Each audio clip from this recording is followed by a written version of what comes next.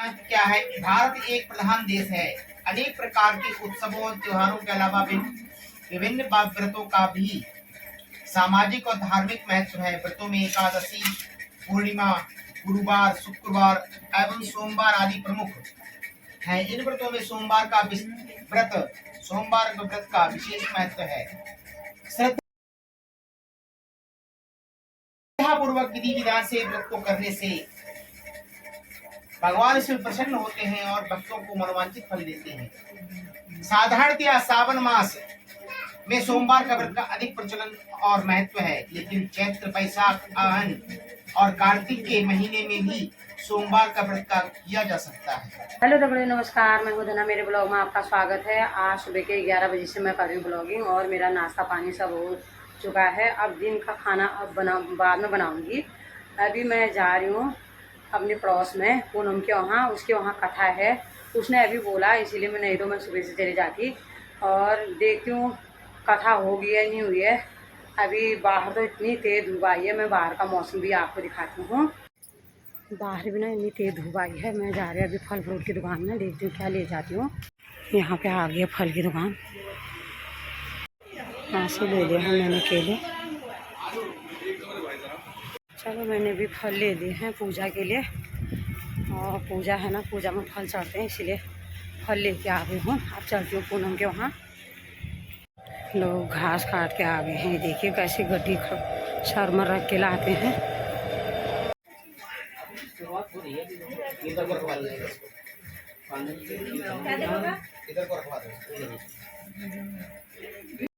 श्रावण मासे शुक्ल पक्षे नवाभ्याम बुधवार वासरे था शिव कथा प्रारंभ समय फल संभ्रम मिष्टान समृद्धक्षणायाम समृद्धाम यम नमः।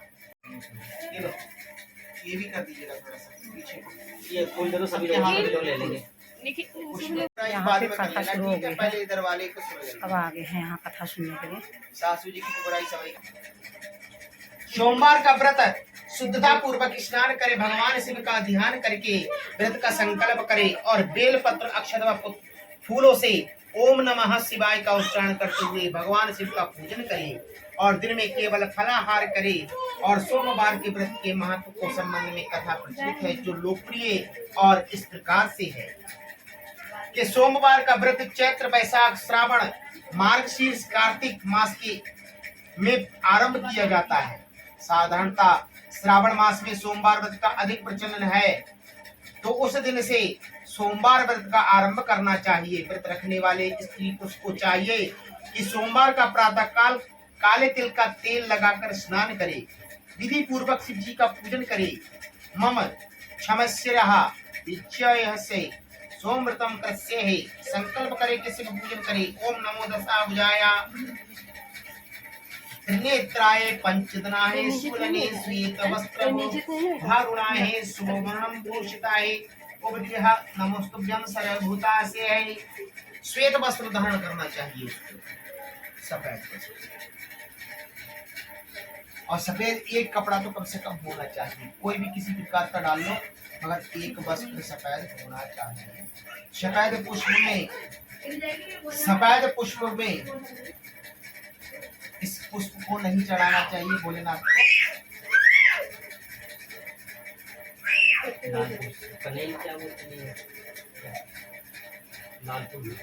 नहीं, सफेद में 5 पत्ती वाला फूल आता है। अच्छा, जो बड़े बड़े उसके पेड़ होते हैं और सुगंध वाला होता है, उसमें 5 पत्तियां होती है सफेद, वो फूल नहीं चढ़ाना चाहिए।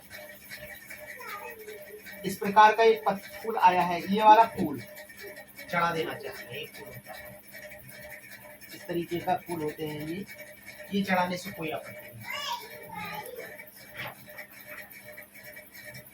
अथवा ओम नमः शिवाय का शिव जी का, ओम नमः शिवाय से उमा पार्वती का और षोडशोपचार पूजन करे। इन्हीं मंत्रों को संयुक्तानुसार जप आवन करे।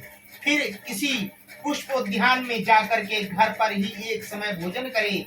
इस प्रकार से सोमवार का व्रत 16 सोमवार तक के लिए उद्यापन करे।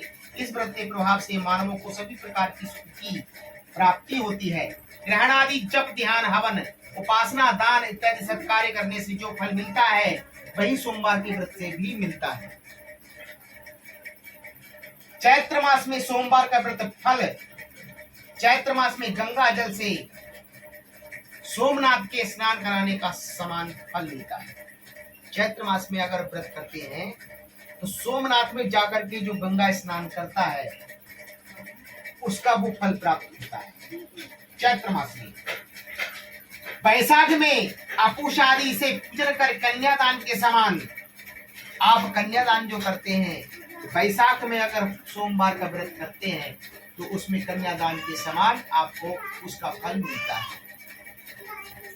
ज्येष्ठ मास में पुष्कर स्नान कराकर गौदान के समान आप पुष्कर में जाकर के, तुम्हारे राजस्थान पड़ता है पुष्कर, पता है ना, ब्रह्मदेव का एक ही मंदिर है ना, पूरे संसार में सिर्फ एक ही मंदिर है, पुष्कर नदी के किनारे ब्रह्मदेव का मंदिर।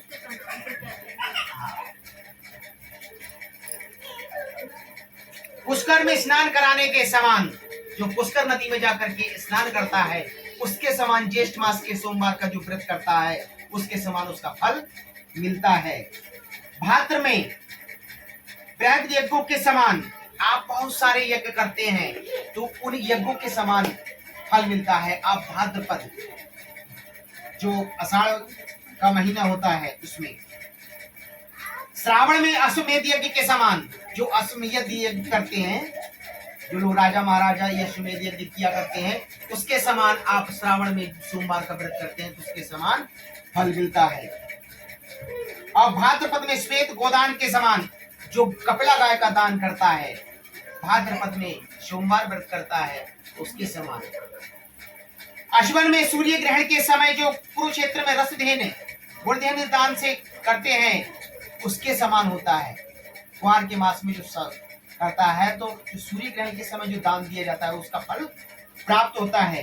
कार्तिक मास में चारों वेद चारों ब्राह्मणों के समान, चार चार घोड़े जुते हुए रथ दान के समान आप जो कार्तिक मास में सोमवार का व्रत करते हैं तो चार वेदों को दान देने के अनुसार चार चार घोड़े जिते हुए जो रथ दान करते हैं उसके समान उसका फल प्राप्त होता है। मार्गशीर्ष में अगहन के महीने में चंद्र ग्रहण के काशी आदि तीर्थ में जाकर के जो गंगा स्नान जप दान करता है उसके समान फल मिलता है। पौष में अग्निष्टक यज्ञ के समान, जो यज्ञ का पूजन करते हैं उसके समान फल मिलता है। और माघ मास में गाय का दूध व गन्ने के रस में स्नान करके ब्रह्मादित्य निमित्त को समान फल प्राप्त होता है। फाल्गुन में सूर्य आदि ग्रहण के समान गोदान समय का फल प्राप्त होता है। श्रावण में केदारनाथ का ब्रह्म कमल में पूजन दर्शन अर्चन तथा केदार क्षेत्र में निवास का विशेष महत्व है। इसमें भगवान शंकर की प्रसन्नता और शिव सामुज्य प्राप्त होती है। अब कथा इस प्रकार से है, कहा कि एक साहूकार बहुत धनवान था, उसको धन आदि से किसी बात की कोई कमी नहीं थी, परंतु पुत्र न होने के कारण में अत्यंत दुखी रहा करता था। वह इसी चिंता में रात दिन रहता था, इसीलिए वह पुत्र की कामना के लिए प्रति सोमवार के शिव जी का पूजन और व्रत किया करता था। सायंकाल को शिव जी मंदिर में जाकर दीपक जलाया करता था। उसके समय भक्ति भाव को देखकर एक समय श्री पार्वती जी के शिव जी महाराज से कहा कि हे महाराज, ये साहूकार आपका अन्य भक्त है, सदैव आपका व्रत और पूजन बड़ी श्रद्धा से किया करता है, अतः उसकी मनोकामना पूर्ण करनी चाहिए। शिव जी ने कहा कि पार्वती जी, इस संसार कर्म क्षेत्र है, ये संसार कर्म क्षेत्र है। जैसे किसान खेत में जैसा बीज बोता है वैसा ही फसल काटता है, उसी तरह से संसार में जो जैसा कर्म करते हैं वैसा ही फल भोगते हैं। पार्वती जी ने अत्यंत आग्रह से कहा कि महाराज, जब ये आपका ऐसा भक्त है और यदि इसको किसी भी प्रकार का दुख है तो इसको अवश्य दूर करना चाहिए, क्योंकि आप तो सदैव अपने भक्तों पर दया रखते हैं। उनके दुखों को दूर करते हुए यदि आप ऐसा नहीं करोगे तो मनुष्य क्यों आपकी सेवा करेंगे, क्यों आपको भगवान मानेंगे, क्यों आपकी सेवा करेंगे, आपको फल इत्यादि मिठाई नैवेद्य सब क्यों चढ़ाएंगे। मनुष्य क्यों आपकी सेवा करता है, व्रत पूजन करेंगे। पार्वती जी के ऐसा आग्रह देख शिव जी महाराज प्रसन्न होकर आज कहने लगे कि हे पार्वती जी, इसके कोई पुत्र नहीं है, इसी पुत्र चिंता से ये बहुत दुखी रहता है। इसके भाग्य में पुत्र न होने पर भी मैं इसको पुत्र की प्राप्ति का वर देता हूं, परंतु वह केवल 12 वर्ष ही जीवित रहेगा। ऐसा वरदान दे दिया कि वो 12 वर्ष ही जीवित रहेगा। इसके पश्चात वह मृत्यु को प्राप्त हो जाएगा। इससे अधिक मैं और कुछ इसके लिए नहीं कर सकता। ये सब बातें साहूकार सुन रहा था। मंदिर की कान लगा करके पार्वती मैया और भोलेनाथ बातें कर रहे थे तो वो सुन रहा था।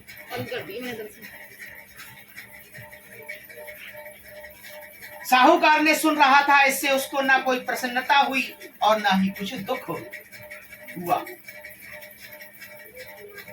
वह पूर्व वैसे ही शिव जी महाराज के सोमवार का व्रत पूजन किया करता रहा। कुछ समय व्यतीत हो जाने पर साहूकार की स्त्री गर्भवती हो गई और 10 महीना पूरा उसके हो जाने गर्भवती से अति सुंदर पुत्र प्राप्त हुआ। साहूकार के घर में बहुत खुशी मनाई गई, परंतु साहूकार ने उसको केवल 12 वर्ष की आयु जानकर अधिक प्रसन्नता प्रकट नहीं की और ना ही किसी को भेद बताया। जब वह 11 वर्ष का हो गया तो बालक की माता ने उसके पिता से उसकी विवाह आदि के लिए कहा, परंतु वह साहूकार कहने लगा कि अभी मैं इसका विवाह नहीं करूंगा, मैं काशी जी पढ़ने भेजूंगा। फिर वह साहूकार ने अपने साले अर्थात बालक की मामा को बुला लिया और बहुत सा धन देकर कहा कि तुम बालक के काशी जी पढ़ने ले जाओ और रास्ते में जिस जगह भी उनको यज्ञ करते, दान देते, ब्राह्मणों को भोजन कराते जाना। जिस जगह भी आप रुकना तो यज्ञ करना, व्रत करना और ब्राह्मणों को भोजन कराना, तब आगे बढ़ना। प्रतिदिन का नियम यही रहा उनका। इस प्रकार वे दोनों मामा भांजे सब जगह यज्ञ करते, ब्राह्मणों को भोजन कराते जा रहे थे। रास्ते में एक शहर पड़ा। उस शहर के राजा की कन्या का विवाह था और दूसरे राजा का लड़का जो विवाह के लिए बारात लेकर आया था वह एक आंख से काना था। एक आंख से काना था।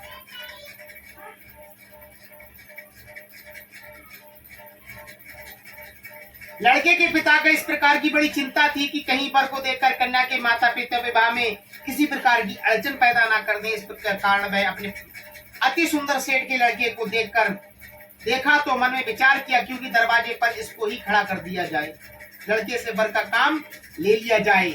ऐसा विचार करके राजा ने उसको लड़के के मामा से कहा तो वह राजी हो गए। साहूकार के लड़के को स्नान आदि कराकर वह कपड़े पहनाकर घोड़ी पर चढ़ाकर दरवाजे पर ले गए और बड़ी शांति से सब कार्य। अब वर की पिता ने सोचा कि यदि विवाह कार्य भी इसी लड़के से करा लिया जाए तो क्या बुराई है। ऐसा विचार करके उसके मामा ने कहा कि यदि फेरों का कन्यादान का काम भी करा दें तो आपकी बड़ी कृपा होगी। मामा से आग्रह कर दिया उस राजा ने। हम आपको इसके बदले में आपका बहुत सा धन देंगे। उन्होंने स्वीकार कर लिया और विवाह कार्य बहुत अच्छी तरह से निमट गया। परंतु जिस समय लड़का जाने लगा तो उसने राजकुमारी की चुंदड़ी पर पल्ले पर लिख दिया कि तेरा विवाह तो मेरे साथ हुआ है, परंतु जिस राजकुमार के साथ तुम्हें भेजेंगे वह एक आंख से काना है और साथ में काशी जी पढ़ने जा रहा हूँ। उस राजकुमारी ने जब अपनी चुंदड़ी पर ऐसा लिखा पाया तो राजकुमारी के साथ जाने से इनकार कर दिया। कहा कि जब मेरे पति नहीं है तो मेरा विवाह इसके साथ नहीं हुआ है तो मेरा पति तो काशी जी पढ़ने गया है। कुमारी की माता पिता ने अपनी कन्या का विदा नहीं किया और बारात को वापस चली गई। उधर सेठ का लड़का और उसका मामा काशी पहुंच गए। वहां जाकर उसने यज्ञ करना लड़के ने पढ़ना शुरू कर दिया। जब लड़के की आयु 12 वर्ष की हो गई तब एक दिन उन्होंने यज्ञ रच रखा था कि उसके लड़के ने मामा से कहा कि मामा जी आज मेरी तबीयत ठीक नहीं है। मामा ने कहा कि अंदर जाओ, तुम सो जाओ। लड़का अंदर जाकर सो गया और थोड़ी देर में उसके प्राण निकल गए। जब मामा ने आकर देखा कि तो मुर्दा पड़ा हुआ है तो वह बड़ा दुख हुआ। उसने सोचा कि अभी तो रोटा पीटना मचा दूंगा तो यज्ञ कार्य अधूरा रह जाएगा। अतः उसने जल्दी जल्दी से एक कार्य समाप्त कर ब्राह्मण को घर जाने से पश्चात रोना पीटना आरंभ कर दिया। संयोग बस उसी समय पार्वती जी और शिव जी महाराज उधर से जा रहे। संयोग कहते हैं ना इत्तफाक, संयोग को कहते हैं इत्तफाक। हमारे यहाँ पर जो कलयुग में चलता है ना इत्तफाक, अचानक से कोई चीज हो जाए। पहले समय में कहते थे संयोग बस। जब उन्होंने जोर जोर से पीटना रोने की आवाज सुनी तो पार्वती जी शिव जी महाराज के आग्रह करके उसके पास ले गए और सुंदर लड़के को मरा हुआ देख उसने कहने लगी, महाराज ये तो वही सेठ का लड़का है जो आपके वरदान से पैदा हुआ था। शिव जी ने कहा कि पार्वती जी इसकी आयु इतनी ही थी, सो भोग चुका। पार्वती जी ने कहा कि महाराज कृपा करके इस बालक की आयु दे दो, नहीं तो इसके माता पिता तड़प तड़प कर मर जाएंगे। ऐसा पार्वती जी ने आग्रह कर दिया। पार्वती जी के इस प्रकार बार बार आग्रह करने पर शिव जी ने उसको वरदान दे दिया और कहा कि हे शिव जी महाराज की कृपा से लड़का जीवित हो गया। शिव पार्वती कैलाश चले गए। तब वह लड़का और उसका मामा उसी प्रकार यज्ञ करते हुए अपने घर की तरफ चल पड़े। रास्ते में उसी शहर में आए जहां पर उन्होंने लड़के का विवाह हुआ था। वहां पर आकर उन्होंने यज्ञ आरंभ कर दिया तो उस लड़के के ससुर ने उसको पहचान लिया, क्योंकि उसने विवाह पर देखा था। तो उस लड़के को पहचान लिया और महल में ले जाकर उसकी बड़ी खातिर की और साथ ही बहुत सारा धन और दासियों सहित बड़े आदर और सत्कार के साथ अपनी लड़की को जमाई के साथ विदा कर दिया गया। जब वह लड़का अपने शहर के निकट आया तो मामा ने कहा कि मैं पहले तुम्हारे घर जाकर खबर कर आता हूँ। उस समय उसके माता पिता घर की छत पर बैठे हुए थे। कहाँ पर बैठे हुए थे? घर की छत पर। क्योंकि अगर मेरा पुत्र जीवित आएगा तो हम राजी खुशी नीचे आएंगे, राजी खुशी। अगर मेरा पुत्र मरा हुआ आया तो हम भी अपने कूद कर प्राण दे देंगे। इतने में उस लड़के के मामा ने आकर सारा समाचार कह दिया कि आपका पुत्र आ गया है, परंतु उसको विश्वास न आया। तब उसके मामा ने शपथ पूर्वक कहा कि आपका पुत्र अपनी स्त्री तथा बहुत सारा धन लेकर आया है। उस सेठ ने बड़े आनंद के साथ उसका स्वागत किया और बड़ी प्रसन्नता से साथ रहने लगे। इसी प्रकार से जो कोई भी सोमवार का व्रत करता है अथवा उस कथा को पढ़ता है या सुनता है, उसके दुख दूर होकर उसकी समस्त मनोकामनाएं पूर्ण होती हैं। इससे लोक में नाना प्रकार के सुख भोग कर अंत में सदाशिव के लोक की प्राप्ति हुआ करती है। बोलिए श्री सत्ता भगवान की जय, उमापति महादेव की जय। कहते हैं इस कथा से क्या चीज आपको मिलती है? अगर सच्चे मन से की गई भक्ति, सच्चे मन से की गई भक्ति हमारे मौत को भी टाल सकती है। चलो अभी हवन हो गया, थोड़ा देर लगेगी इसलिए मैं चली जाती हूँ। चलो मैं घर पे आ चुकी हूँ। अभी उनका ना हवन नहीं हो रखा था, पूजा तो हो ही गई है और मैं वीडियो में निकाल के लाई हूँ। और इतने अच्छे से पंडित जी इतने अच्छे से समझा रहे थे ना, आपके साथ जितना भी मैं कथा सुन के आए उतना शेयर करूँगी। अब मैं बनाती हूँ खाना। इस वीडियो को ना इतना ही रखती हूँ। अगर मेरी वीडियो पसंद आई हो तो लाइक करना, शेयर करना, कमेंट करना। दूसरी वीडियो के आने तक इंतज़ार करना। तब तक के लिए ओके बाय।